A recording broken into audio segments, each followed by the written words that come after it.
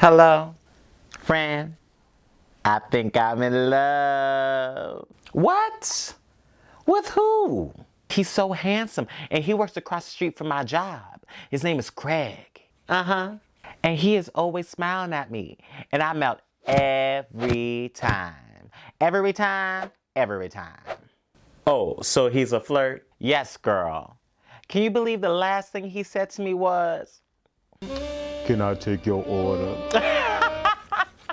He get me all hot and stuff. What else? And then I told him that I'd have a mocha, and he said, hot or cold? Girl, he is too much. He acting like you don't know what I like. Wait, have y'all even been on a date yet? Yeah, he sets up the dates. He is a gentleman. He is all about chivalry. The last time I ordered something, he said, "You can meet me at the cash register." Is a cash register a restaurant, a club, or just a cash register? Just the cash register, girl. That's where we first met. So we always like to go there, you know, for old time's sake. Because like I always say,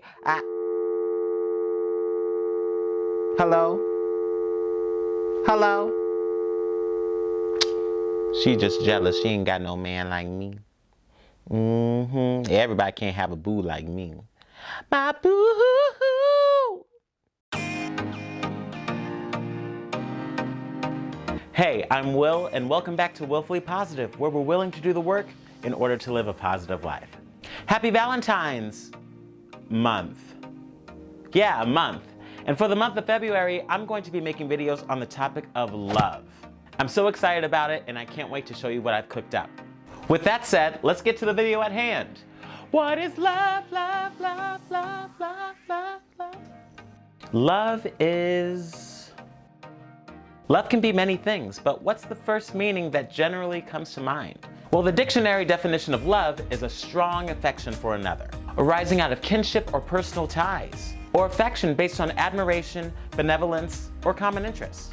Okay, so it looks like love is seen as a noun. It seems like a feeling more than anything else. But what if, and hear me out, we think of love as something more? Let me explain. One of my favorite books that breaks down love is All About Love by Bell Hooks. An excerpt from the book reads, "The word love is most often defined as a noun, yet all the more astute theorists of love acknowledge that we would all love better if we used it as a verb."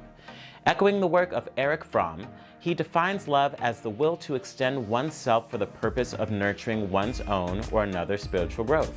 Explaining further, he continues, "Love is as love does. Love is an act of will, namely both an intention and an action. Will also implies choice. We do not have to love, we choose to love." In other words, love is more than just feeling something. It's doing something. If love only existed in our minds, we would never feel loved.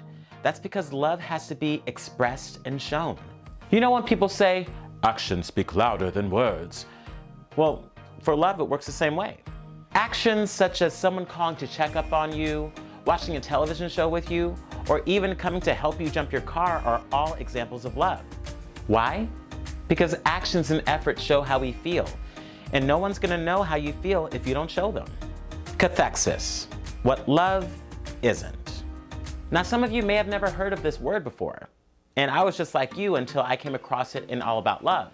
Cathexis is a strong, emotional, and thoughtful investment in a person, object, or idea. You know when you have that big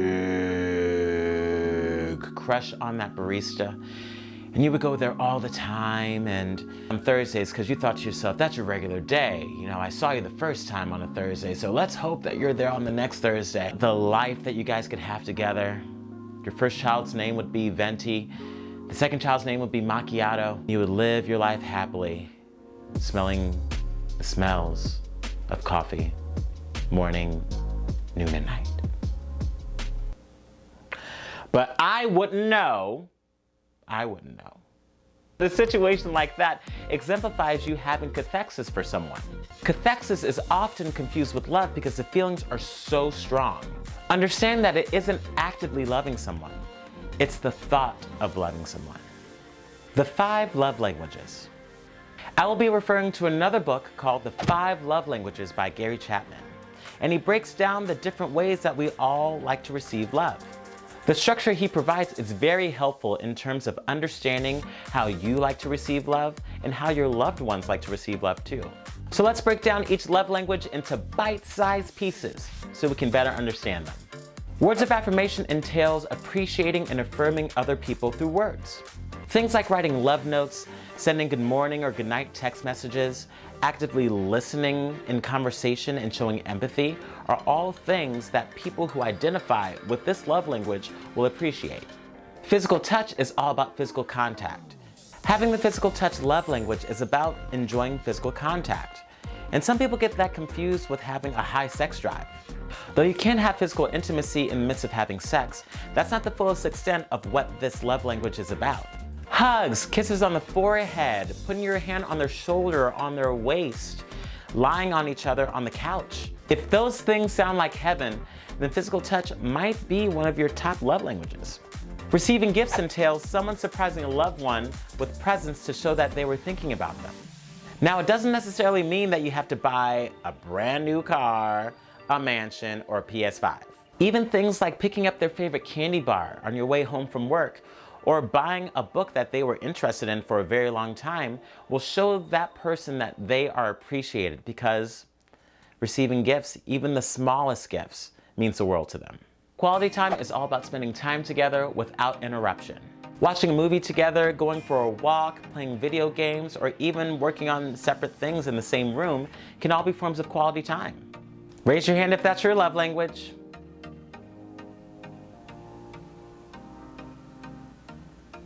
Yeah.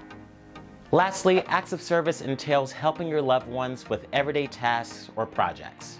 Helping with cleaning up around the house, putting gas in the gas tank, going to the grocery store, or even cooking are all examples of acts of service. And what do all of these have in common? They are all actions. They aren't just thoughts. This very book supports what we discussed earlier when we talked about All About Love. Love isn't just what we feel, it's what we do. More to love. I'll share one more quote from All About Love, and it's this.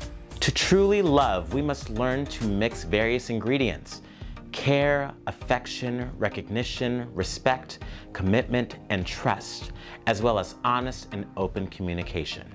Love takes all of those ingredients, including vulnerability. If you want to be sure that healthy love is present, be sure to ask yourself if you have all those components with your boyfriend, or your girlfriend, or your them friend, or your husband or your wife, or whoever. Better communication about what you guys have and what you guys can work on is going to strengthen your relationship. Thanks for watching, y'all.